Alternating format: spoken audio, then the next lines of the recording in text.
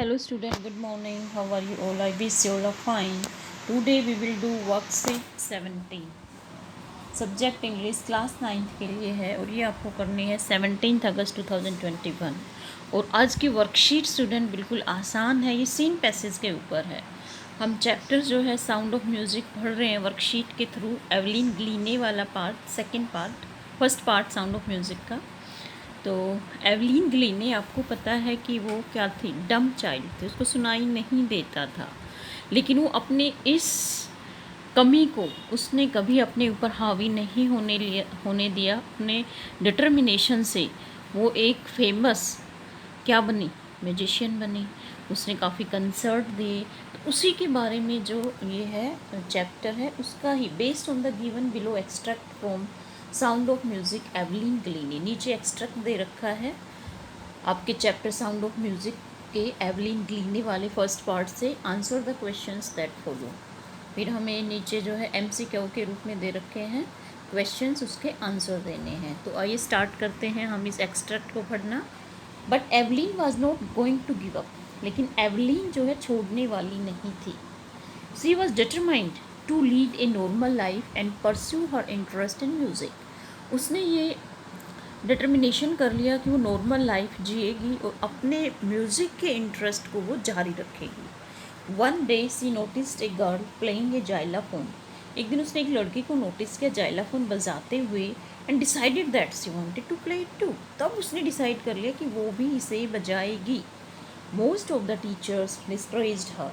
काफ़ी टीचर्स ने उसको क्या किया, अथोत्साहित किया, डिस्करेज किया कि ये बच्चे सुन नहीं सकते तो म्यूजिशियन कैसे बनेगी ये। But percussionist Ron Forbes spotted her potential. लेकिन तबला वादक रॉन फोर्बिस था, उसने उसकी पोटेंशियल, उसकी एबिलिटी को पहचाना। He began by tuning to large drums to different notes. उसने कहा कि वो जो ये दो बड़े ड्रम हैं उनको अलग तरीके से फील करे, उसके नोट्स को। Don't listen through years he would say. उसने कहा कि वो कान से ना सुने बल्कि try to sense it some other way. इसकी सेंस करे, इसके साउंड को, ड्रम्स के साउंड को कुछ अलग तरीके से। Evelyn said, suddenly I realized I could feel the higher drum from the waist up and the lower one from the waist down. तभी एवलिन को महसूस हुआ कि अचानक उसको ऐसा महसूस हुआ कि वो ऊपर वाले ड्रम को अपने वेस्ट अपर पार्ट से फील कर सकती है और नीचे वाले ड्रम को वेस्ट डाउन पार्ट से वो फील कर सकती है। Forbes repeated the exercise and soon Evelyn discovered that she could sense certain notes in different parts of her body. फोर्बीज ने इससे बार बार उसके एक्सरसाइज करवाई और एवलिन ने पाया कि वो अपने बॉडी के अलग अलग पार्ट से अलग अलग नोट को फील कर सकती है। That I had learn to open my mind and body to sounds and vibration. मैंने अपने दिमाग को खोला, माइंड को खोला, बॉडी को, और बॉडी से डिफरेंट साउंड और वाइब्रेशन को फील किया। The rest was sheer determination and hard work. और बाकी जो था वो मेरा डिटर्मिनेशन था, फर्म डिटर्मिनेशन था और मेरी मेहनत थी जो मैं इतनी अच्छी म्यूजिशियन बने। ओके, अब फर्स्ट क्वेश्चन है, based on the given extract what did Evelyn not think of about pursuing music. जो एक्सट्रैक्ट दिया है उसके आधार पर what did Evelyn not think, Evelyn ने नहीं सोचा था अपने म्यूज़िक के जो ड्रीम था उसको परस्यू करने के बारे में, परस्यू करने के बारे में। तो जो नहीं सोचा था एवलिन नोट थिंक। ओके, तो फर्स्ट ऑप्शन है I can do anything I want to do. मैं कुछ भी कर सकती हूँ, जो मैं चाहती हूँ वो मैं कर सकती हूँ। तो ये तो उसने सोचा था। सेकंड देखिए, I will work hard and prove my self. मेहनत करूँगी और मैं इसे प्रूव करके दिखाऊँगी, एक अच्छी म्यूजिशियन बन के दिखाऊँगी, ये भी उसने सोचा था। I will not stop trying, मैं कोशिश करना नहीं छोड़ूंगी। और फोर्थ देखिए, nobody wants me here I should go back home. मुझे यहाँ कोई नहीं चाहता है, मुझे वापस घर जाना है। तो ये फोर्थ वाला ये एवलिन ने नहीं सोचा था, बल्कि उसने डिटर्मिनेशन करके, हार्ड वर्क करके ये सोचा था कि वो करके दिखाएगी। तो इसका क्या आंसर है, डी। ऑप्शन जो 4 है ये उसने नहीं सोचा कि वो वापस घर चली जाए, नहीं कर पाएगी। तो इसका सही आंसर है option D. Okay, second question देखिए। अब सेकंड क्वेश्चन है हमारा, हर टीचर टोल्ड हर, उसके टीचर ने उसको कहा, not to listen through ears but sense it some other way. कानों से मत सुनो बल्कि कुछ अलग तरीके से इसे फील करो। Why do you think he said so, ऐसा उसने क्यों कहा था। रॉन फॉरबिज ने कहा था ना, जो परकशनिस्ट था, तो उसने क्यों कहा था, he was trying to be fool her in trying without ears, वो उसको मूर्ख बना रहा था कि बिना कानों पे कैसे सुनेगी वो। या सेकंड ऑप्शन है इसमें, ही thought of making the things tough for her, वो उसके लिए और चीज़ों को टफ बनाना चाहता था। He wanted her to stay confident and open up her mind. Yes, C option बिल्कुल सही है। वो उसके अंदर सेल्फ कॉन्फिडेंस डेवलप करना चाहता था, उसके दिमाग को खोलना चाहता था। वेरी गुड, सी इसका बिल्कुल सही आंसर है। डी देखिए क्या है, he agreed with rest of the teacher and try to fail her, जैसे रेस्ट ऑफ द टीचर ने उसको क्या किया था, डिस्करेज किया था कि ये नहीं कर सकती, जब सुन ही नहीं सकती तो म्यूज़िक में कैसे करियर बनाएगी, ऐसे उसने जो है उसको फेल करने की कोशिश की थी, नहीं। तो इसका सही आंसर है सी, वो उसके अंदर सेल्फ कॉन्फिडेंस बूस्टअप करना चाहता था कि वो अपने दिमाग को खोले, तभी तो उसने कहा था वेस्ट अप पार्ट से अपर ड्रम को, वेस्ट डाउन पार्ट से डाउन ड्रम को फील करें।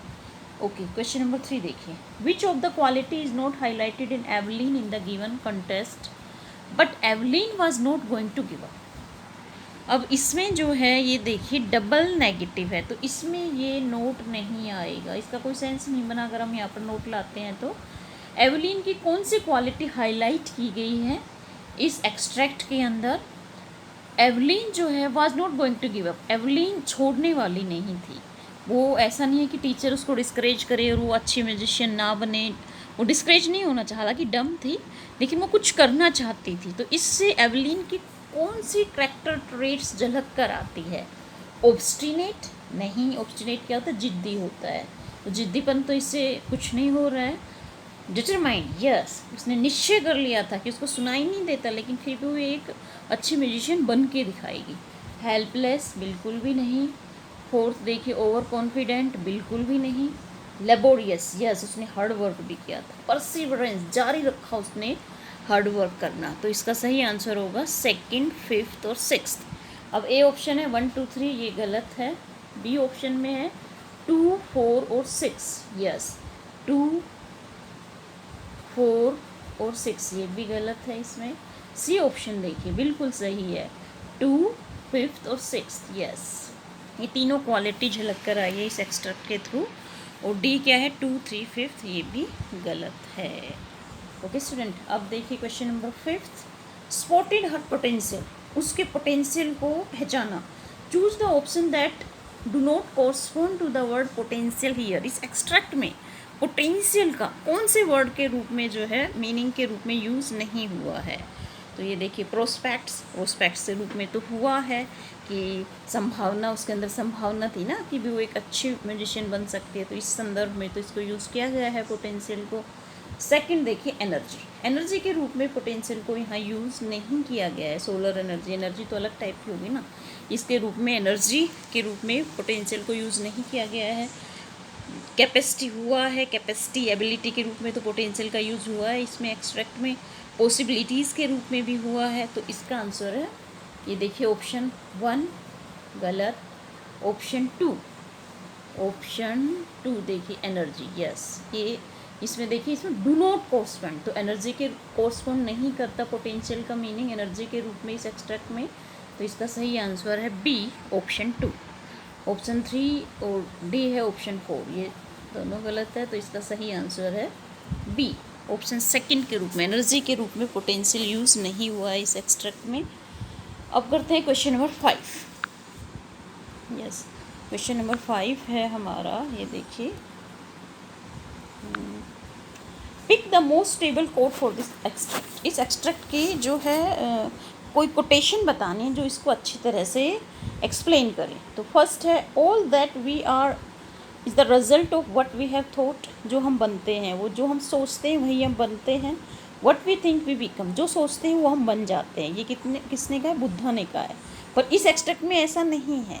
एवलिन ने सोचा लेकिन वो उसके लिए मेहनत भी की उसने, और अपनी फेलियर को उसने आड़े नहीं आने दिया बल्कि उससे मोटिवेशन लिया। तो ये वाली कोटेशन स्टेबल नहीं है, इसके लिए ए वाली नहीं हो सकती। भी देखिए, never under estimate the power you have over what happens today and never forget the power today has over tomorrow, ये मैट मैक्यूलिस की इम्पोर्टेंट कोटेशन है। नेवर अंडर एस्टिमेट, कभी अपने आप को अंडर एस्टिमेट मत करो अपनी पावर को जो आपके अंदर है। व्हाट हैपन्स टुडे, आज की वजह से हुआ उसकी वजह से आप अपनी पावर को अंडर एस्टिमेट नहीं करना चाहिए। कभी भी मत भूलो, never forget the power today has over tomorrow, जो पावर आज है हैज़ ओवर टुमारो, कल वो ख़त्म हो जाए। तो इस संदर्भ में भी इस एक्सट्रैक्ट का ये भी जो है कोई कोटेशन नहीं डिफाइन कर रही है। सी देखिए तो ये भी नहीं हो सकती। सी देखिए, ऑब्स्टेकल्स कैन नॉट क्रश मी, जो मुसीबतें आती हैं वो मुझे क्रश नहीं कर सकती, मुझे तोड़ नहीं सकती। Every obstacle yields to a stern resolve, जो भी हमारे सामने मुसीबत आती है उससे हम रेजोल्यूशन लेते हैं, डिटर्मिनेशन हमारा और स्टर्न होता है, फर्म होता है। He who is fixed to a star does not change his mind, जिसने अपना जो है लक्ष्य फिक्स कर लिया है उसका माइंड चेंज नहीं होता है। लियोनार्डो दा विंसी की इम्पोर्टेंट कोटेशन है, लेकिन इस एक्सट्रैक्ट में ये भी मीनिंग निकल कर नहीं आता है, तो सी भी नहीं है। डी देखिए, life greatest achievement is speaking over self up from failure. Yes, ये बिल्कुल सही है, मास्टर चैंग येन की स्टेटमेंट है ये कि लाइफ की सबसे बड़ी अचीवमेंट क्या है, picking over self up from failure, जो हमें फेलियर मिलता है उससे ऊपर उठ जाना, उससे मोटिवेशन लाना, अपनी डिटर्मिनेशन को और टफ बनाना कि मैं ये करूँगी। जैसे कि इसमें एवलिन ने यही तो किया था, एवलिन के टीचर्स ने उसको डिस्करेज किया कि वो सुन ही नहीं सकती तो कैसे म्यूजिशियन बनेगी, लेकिन वो बनी। तो ये डी कोटेशन जो है वो बिल्कुल इस एक्सट्रैक्ट को स्टेबली डिफाइन करती है, तो इसका डी ऑप्शन बिल्कुल सही है। ओके स्टूडेंट, तो ये थी आसान सी वर्कशीट, और ये चैप्टर आपको स्टूडेंट काफ़ी मोटिवेशन भी देता है कि एक डिसेबल्ड चाइल्ड जब ऐसी स्पेशल चाइल्ड ऐसा कर सकती है तो आप क्यों नहीं। Okay student, thank you for watching this video, have a nice day.